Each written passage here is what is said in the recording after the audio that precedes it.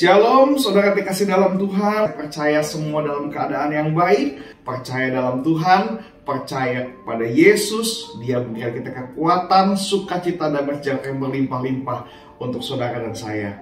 Jangan pernah takut, jangan pernah khawatir Bapak Ibu Saudara sekalian. Tetap percaya dalam Tuhan, karena ada jawaban dalam Yesus. Ada kekuatan dalam Yesus. Sekali lagi saya mengatakan ada pengharapan di dalam Yesus.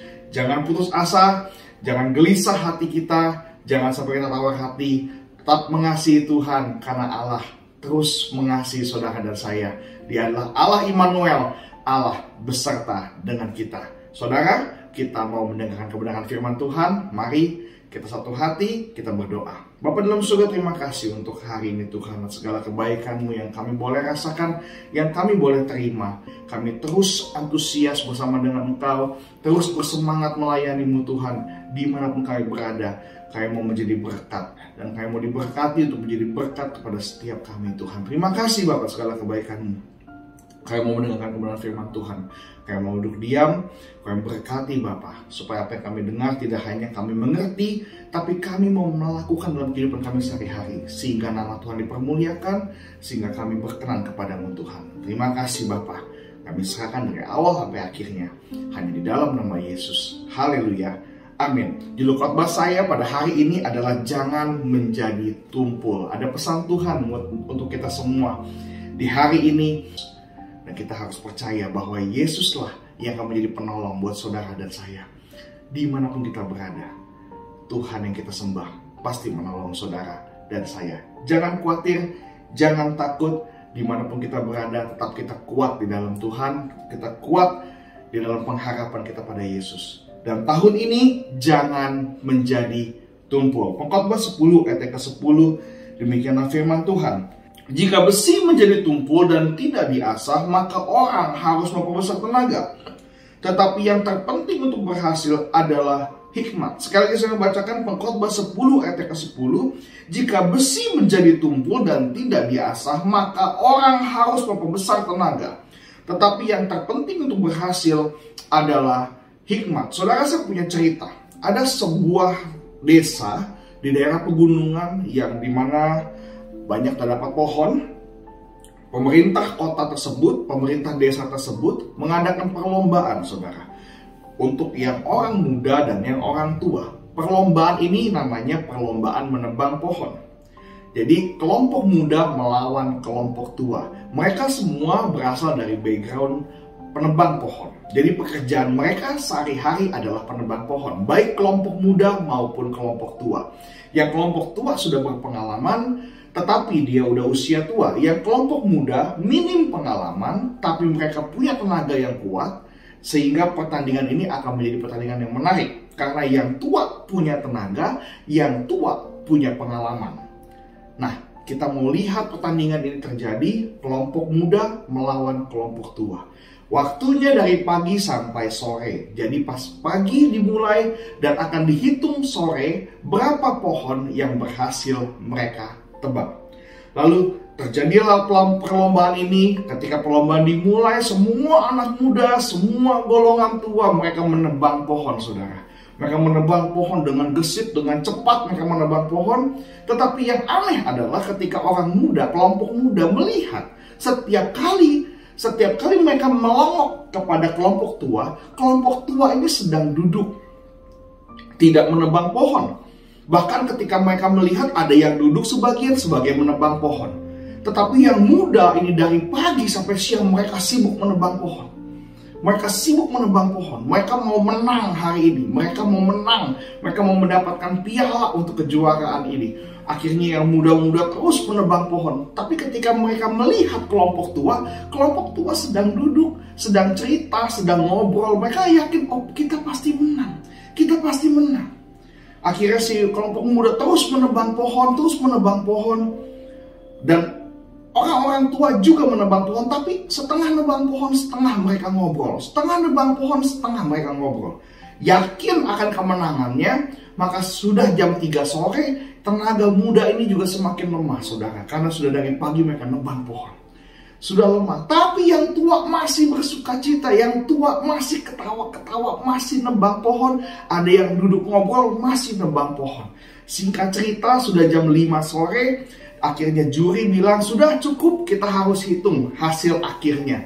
Lalu keluarlah hasil akhir, anak muda dihitung pohonnya dan orang tua dihitung pohonnya. Kelompok muda berhasil menebang 40 pohon. Wah, penonton bersorak-sorai. Wah, pasti menang ini.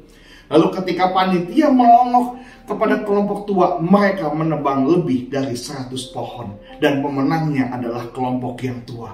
Tepuk tangan yang luar biasa untuk kelompok yang tua. Sedangkan kelompok muda, mereka bengong, mereka protes. Kenapa mereka bisa menang? Dilihat dihitung benar 100 pohon sudah tertebang. Sedangkan kita dari pagi menebang pohon hanya 40 pohon. Sedangkan mereka yang tua duduk-duduk ketawa-ketawa.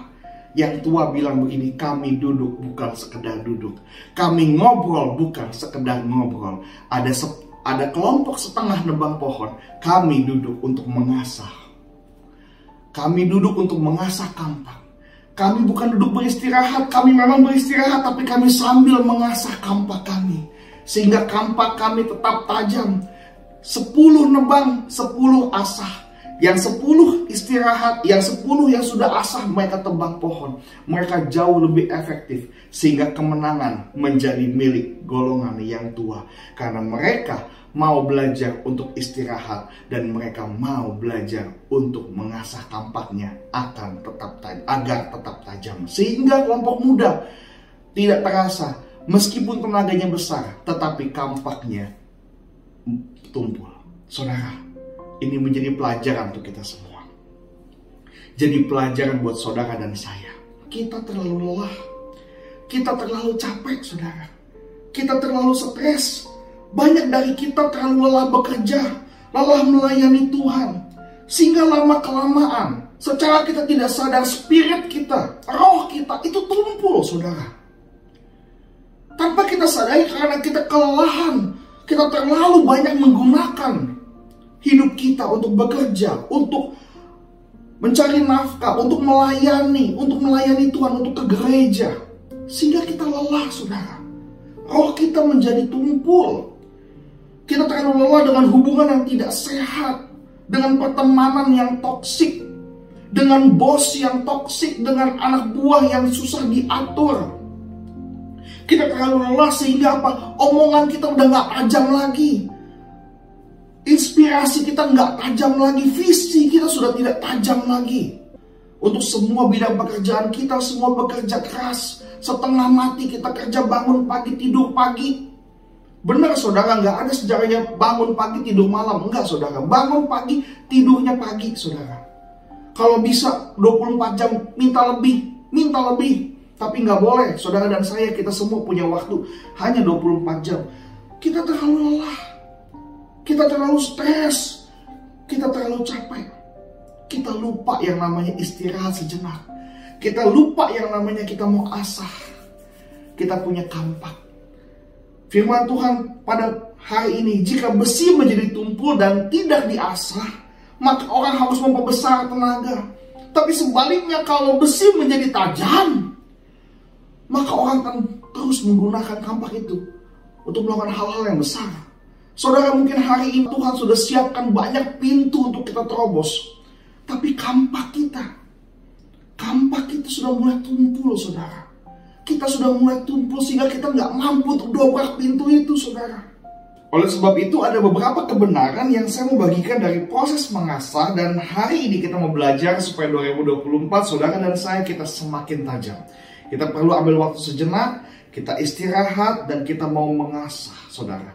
Ada 3 hal, saudara, yang saya mau bagikan pada hari ini, dimana kita ambil dari proses mengasah. Yang pertama, dalam mengasah itu diperlukan air, saudara. Kalau saudara biasa ibu-ibu sedang mengasah pisau, kalau kita bawa ke pasar minta orang asah, dia pasti mengasah pakai air, saudara. Dan kita mau belajar bahwa dalam proses mengasah itu diperlukan air. Kita mau baca firman Tuhan Yohanes 7 ayat 37-39. Dan pada hari terakhir, yaitu pada puncak perayaan itu, Yesus berdiri dan berseru, "Barang siapa haus, baiklah ia datang kepadaku dan minum. Barang siapa percaya kepadaku, seperti yang dikatakan oleh kitab suci, dari dalam hatinya akan mengalir aliran-aliran air hidup. Yang dimaksudkannya ialah roh yang akan diterima oleh mereka yang percaya kepadanya. Sebab roh itu belum datang karena Yesus belum dimuliakan. Saudara, ini adalah tentang peristiwa Pondok Daud, saudara, di mana semua orang datang dari jauh untuk ke kota di mana Yesus ada. Dan pada puncak perayaan itu Yesus berdiri dan berseru, barang siapa haus, barang siapa yang lelah, barang siapa yang dahaga, baiklah ia datang kepadaku dan minum. Saudara, kalau hari ini kita melewati dengan sebuah kelelahan, hari ini kita mau datang kepada Tuhan. Kita mau datang kepada Dia dan minum. Barang siapa yang haus, barang siapa yang lelah, barang siapa yang lemah, kita mau datang kepada Tuhan.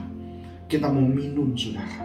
Supaya apa? Supaya dalam hati kita mengalir aliran-aliran air yang hidup. Air yang hidup hanya daripada Yesus. Saudara dan saya nggak hanya butuh air, tapi saudara dan saya akan menjadi sumber air. Kalau kita mau belajar memerlukan air dalam kehidupan hidup kita, kita mau diam sejenak, kita mau mengasah. Dalam mengasah kita perlu air. Supaya apa? Supaya saudara dan saya, kita semua lebih tajam lagi. Maksudnya apa? Saudara dan saya menjadi mata air. Sifatnya air apa, saudara? Membasahi yang kering. Sifat air apa? Memberikan kehidupan. Saudara, kalau hari ini kau lelah dalam pekerjaan, kau lelah dalam bekerja, kau lelah dalam melayani Tuhan, kau lelah dalam hubunganmu, engkau lelah dalam pertemananmu, engkau lelah dalam hubungan antara engkau dengan bos atau engkau dengan bawahanmu. Ayo saudara, kita mau belajar istirahat sejenak, kita mau mencari wajah Tuhan. Kita mau mengasah kembali supaya saudara dan saya, kita menjadi sumber air. Kita menjadi mata air yang memberikan kehidupan. Yang tidak membiarkan kekeringan ada, tapi membawa kehidupan. Membawa pengharapan yang baru. Sehingga saudara, apapun masalahmu hari ini, engkau butuh kehidupan daripada Tuhan. Kalau hari ini mungkin bisnismu mati, 2024 bisnismu akan hidup kembali. Karena dari dalam hidup kita, hidup saudara dan saya mengalir air yang hidup, mengalir mata air yang bersih yang daripada Tuhan. Saudara, dunia gak bisa melepas dahaga kita. Dunia gak bisa mengangkat beban berat kita. Yang bisa mengangkat beban berat kita hanya Yesus. Dia mau mati buat saudara dan saya. Dia mau mati balas ganti kita. Dia mau mati demi kita, saudara. Untuk saudara dan saya, kita beroleh hidup yang kekal. Kita beroleh hidup yang berlimpah-limpah. Matius 11 ayat 28, marilah kepadaku semua yang letih lesu dan beban berat, aku akan memberikan kelegaan kepadamu.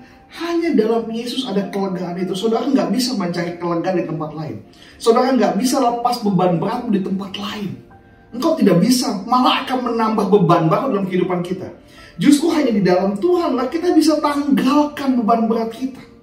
Di dalam Yesus kita bisa letakkan beban berat kita. Kita bisa cerita sama Tuhan. Kita bisa dekat dengan Tuhan. Cari wajah Tuhan, saudara. Cari wajah Tuhan. Haus akan Tuhan. Rindu akan Tuhan. Oleh sebab itu kita perlu, saudara. Makanya gereja kita Jumat dan Minggu kita ada ibadah. Kita ada ibadah hari Jumat jam 7 malam dan Minggu jam setengah 10 pagi. Untuk saudara kita bisa datang. Kita bisa mencari wajah Tuhan. Firman Tuhan bilang, barang siapa haus, baiklah ia datang kepadaku dan minum. Barang siapa engkau yang letih lesu beban berat, aku akan berikan kelegaan kepadaku. Marilah kepadaku. Come. Yesus ngajak saudara untuk kita datang beribadah kepada Dia. Untuk kita datang beribadah dekat dengan wajahnya Tuhan. Karena Dia yang berikan kelegaan kepada kita. Dialah yang berikan kita kehidupan, saudara. Engkau yang letih lesu, engkau yang haus, datang kepada Tuhan. Tuhan siap jadikan hidupmu apa? Mata air. Untuk mengalirkan kehidupan. Untuk mengalirkan pengharapan. Banyak orang hidup di tepi sungai. Artinya apa? Hidupmu memberikan hidup kepada orang lain. Hidup kita menjadi berkat buat orang lain. Kita perlu beristirahat sejenak, saudara. Untuk kita datang kepada Tuhan. Makanya kita kerja Senin, Selasa, Rabu, Kamis, Jumat kita mau datang kepada Tuhan. Minggu kita mau datang kepada Tuhan. Ibadah WBI disediakan hari Selasa Untuk kita bisa datang kembali bersama dengan Tuhan. Tuhan mau mengajak kita untuk kita datang beribadah kepada Tuhan. Engkau yang letih lesu, datang kepada Tuhan. Engkau pejamkan matamu. Engkau bernyanyi buat engkau menyembah nama Tuhan. Engkau dengarkan firman Tuhan. Terima berkat daripada Tuhan. Itu akan membuat kita yang letih lesu akan mendapat kekuatan yang baru. Kita perlu saudara untuk istirahat sejenak. Jangan kerja Senin, Selasa, Rabu, Kamis, Jumat, Sabtu, Minggu kerja terus. Capek saudara. Istirahat sejenak saudara. Istirahat sejenak. Untuk kita bisa datang beribadah kepada Tuhan. Mencari wajah Tuhan. Firman Tuhan bilang, barang siapa haus, baiklah ia datang kepadaku dan minum. Barang siapa percaya kepadaku, dari dalam hatinya akan mengalir aliran air hidup. Saudara dan saya, hidup kita akan menjadi lebih hidup. Yang kedua saudara, dalam mengasah ada yang namanya gesekan. Betul ya saudara ya? Akan ada gesekan yang namanya besi dengan asahan. Pasti ada yang namanya gesekan. Saudara, kita perlu istirahat sejenak. Kita perlu ada adu gesek antara kita dengan Tuhan. Kita mau belajar dari Yakub saudara. Pada malam itu kita membuka firman Tuhan di Kejadian. Pada malam itu Yakub bangun dan ia membawa kedua istrinya, kedua budaknya perempuan dan ke-11 anaknya dan menyeberang di tempat penyeberangan sampai Yabok. Sesudah ia menyeberangkan mereka, ia menyeberangkan juga segala miliknya. Lalu tinggallah Yakub seorang diri dan seorang laki-laki bergulat dengan dia sampai fajar menyingsing. Ketika orang itu melihat bahwa ia tidak dapat mengalahkannya, ia memukul sendi pangkal paha Yakub sehingga sendi pangkal paha itu terpelecok.